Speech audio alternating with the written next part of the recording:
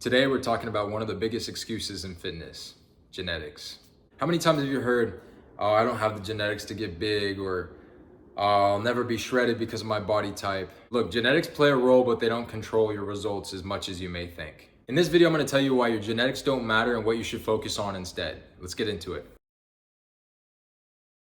Okay, so let's clear this up. Genetics do influence your muscle building potential, metabolism, and body shape. Some people naturally put on muscle easier, some have faster metabolisms, and others, they store fat differently. But does that mean you're doomed if you don't have elite genetics?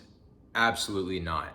Think of your genetics like a hand in poker. Some people are dealt a great hand, others not so much. But guess what? A skilled player can still win with a bad hand.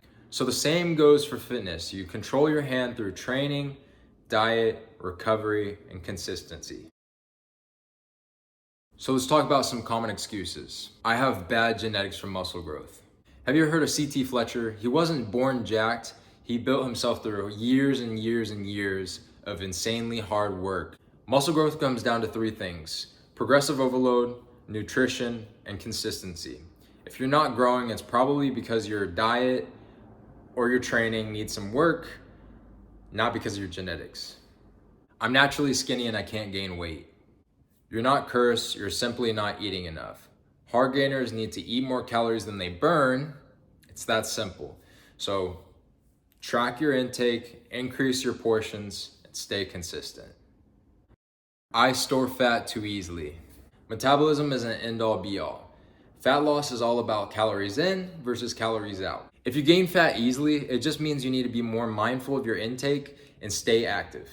And trust me, plenty of people have lost weight despite having bad genetics. Look at all the weight loss stories. Those people that lost 100+ pounds, they weren't blessed with the ability to lose weight easily. They gained weight in the first place.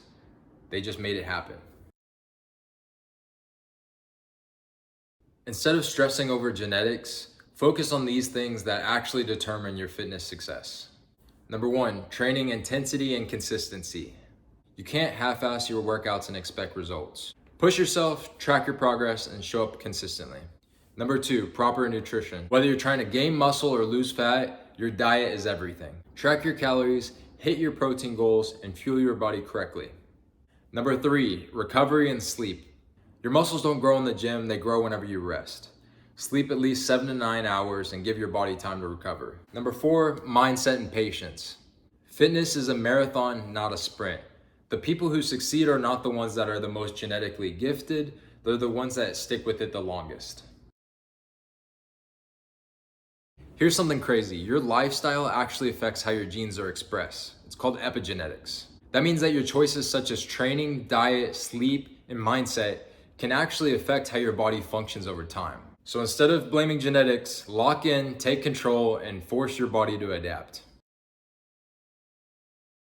Look, you can either sit around blaming your genetics, or you can get in the gym and put in the work. The best physiques aren't built by people with perfect genetics. They're built by people who refuse to quit. So I'll leave y'all with this. Stop making excuses. Start training harder, start eating better, and most importantly, stay consistent.